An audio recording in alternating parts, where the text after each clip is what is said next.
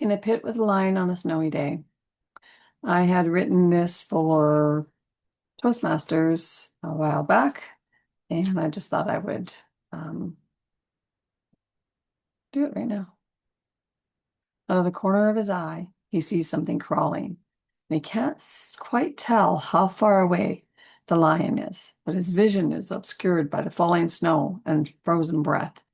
There is a moment when the warrior and the lion lock eyes. Pupils dilate, muscles tense, and adrenaline rushes. The lion turns tail, and the warrior gives chase.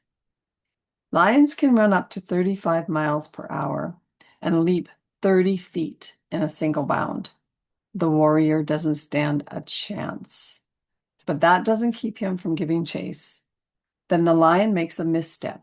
The ground gives away beneath his 500-pound frame, and he falls down the steep embankment into a snow-laden pit.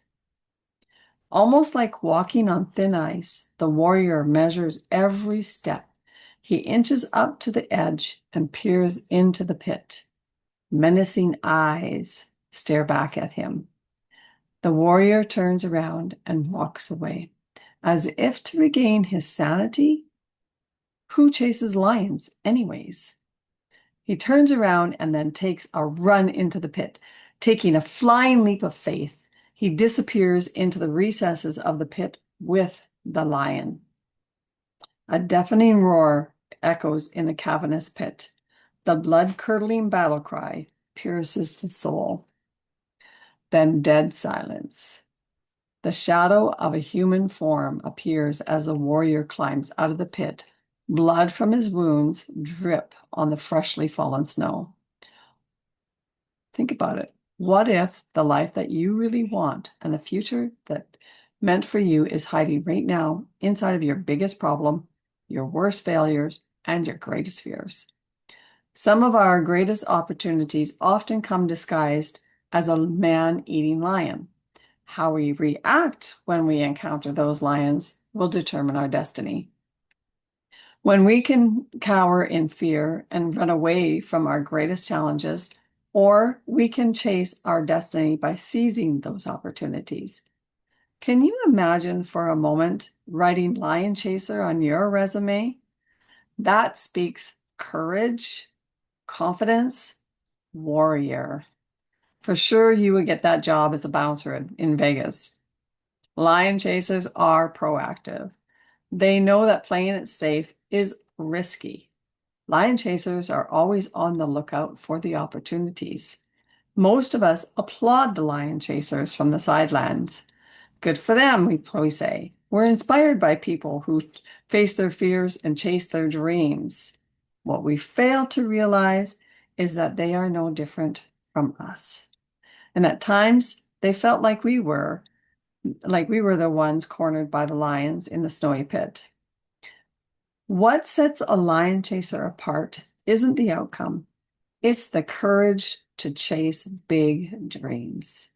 Lion chasers don't let their fears or doubts keep them from doing what they've been called to do.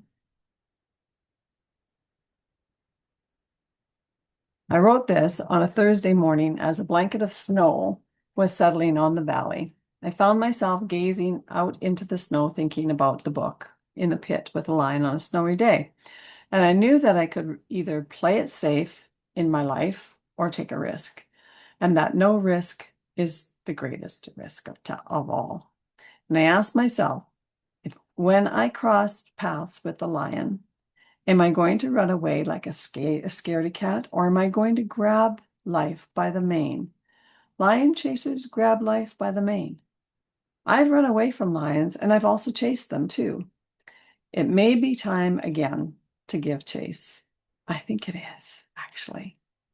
As I stood at the edge of the pit, I am reminded that if you aren't living life on the edge, you're taking up too much space. And someone else may tell you to move over so they can jump in. That is my pit, my lion that I have chased, and I want the living that comes from that moment. So let me ask you, what if you knew that you could defeat your lion?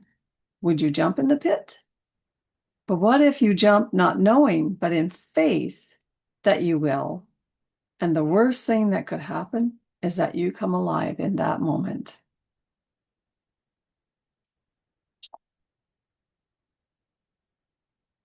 So, are you listening to what others are saying or thinking about your dreams or your chases?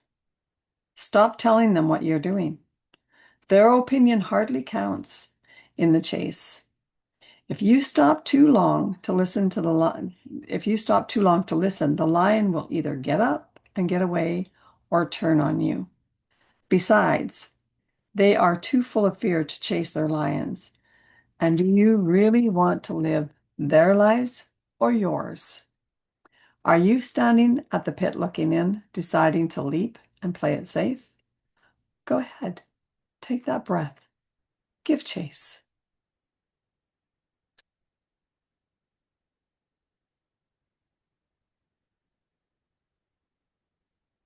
So I ask you, what is your dream? What what are you chasing today? Are you chasing something that's worthy of the chase? Are you chasing something that somebody else asked you to chase? Are you standing looking into the pit, wondering if you should chase it? Do you want to have those regrets of not chasing your lion? I know that I've chased many lions. I've come out of the pit unscathed. I know that there are many lions yet for me to chase, and I want to be known as a lion chaser, as a mighty warrior. Maybe not in the same context as in the Bible, the mighty warriors, the valiant warriors, they fought to the death. My death may look different than what theirs are because we don't fight to the death today. But what if my death is death to self? What if it's self-sacrifice? What if it's actually stepping into something that God has asked me to do and knowing that I will have the victory in that if I just step into it? What if, I think about this often, what if 30 years ago I would not have moved to Creston from Saskatchewan? That's 3 provinces away. I left my family. I left not my kids, but I left one child, my stepdaughter. But I left my siblings. I left my parents. I left my friends. I left my job. And I moved out to Creston because my marriage was falling apart. And I was really tired of all the stuff. I was weary of the chase. And I had no idea what would happen when I came here. But I do know that this is where the Lord brought me. He brought me here and he helped me to leave all those things behind to change my life, completely change my life for the good. It wasn't always easy. Lion chasing isn't always easy. As a matter of fact, there's a lot of fear and there's a lot of unknowns and there's a lot of physical stuff that goes along with it. But lion chasing is good because you build confidence in yourself. You become courageous. And there's so many things that are not so fearful anymore because you've conquered bad stuff. You've conquered the past. The future cannot be as bad as that was. So I am super grateful. I stand here today. Well, I'm sitting here right now, but I'm super grateful for where the Lord has led me, sorry, and how he has shaped me over the years. Why do I tell you this? Because when I moved to Creston, I thought it was my idea. I didn't know the Lord then. I had no idea who he was. I I remember listening to a radio station yesterday. No, yeah, this morning actually. It was this morning. And one of the questions that the program leader was asking was, before you came to know Jesus, before Jesus entered your life, how did you communicate about him? And I really got to thinking about it.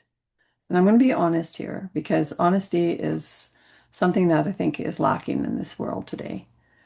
How I spoke his name and how I communicated about him before I knew him was by swearing, by using his name in vain. I didn't deserve to be saved. I didn't deserve a place in the kingdom of God. I was a terrible person. In my view, I was a terrible person. I wouldn't say I did a whole bunch of horrible things. I did horrible things, but my horrible would be somebody else's um, not so horrible, right? But we all are sinners. We all have sinned and come short of the glory of God. We all have done something to grieve the heart of God. And I know that I've done a lot in my past to grieve the heart of God. And before I knew Jesus, he was just a swear on my lips. Now I know Jesus, and he is a praise of my heart. He is the worship of my heart. He totally changed my life, like so much that I would look in the mirror and I can't even recognize who I am because I am such a different person. I am not the same Tina as I was once upon a time. I am now just Tina because that is the name that he gave me. He used to hate my name. Now I love my name. I love what it means. It means just one. It doesn't mean that I'm righteous or overly righteous or whatever, but I am justified by the blood of Christ. I am still not a perfect person, and I'm so thankful that he won't throw me away. Instead, you know what he does? He gives me another lion to chase because in that chase, I am perfected every time. I am given a victory so that I can praise him, so I can worship God. So I don't know how you met Jesus, and I don't know how you used to talk about Jesus or God before. I don't know if he was a swear word on your mouth, on your lips before. But I'd like to know that you would give him a chance today to save your soul and to change your life for the good. I got tired of going through bad things. I got tired of being an angry person. I got tired of being full of unforgiveness and bitterness about the past. I got tired of being who I was. I got tired of being dirty. I got tired of being ugly in the sight of God. And I let him clean me up because he loves to do that. So I would like to know if you're brave enough, I'd like to know how you spoke about God before. What were the words before you knew who he was?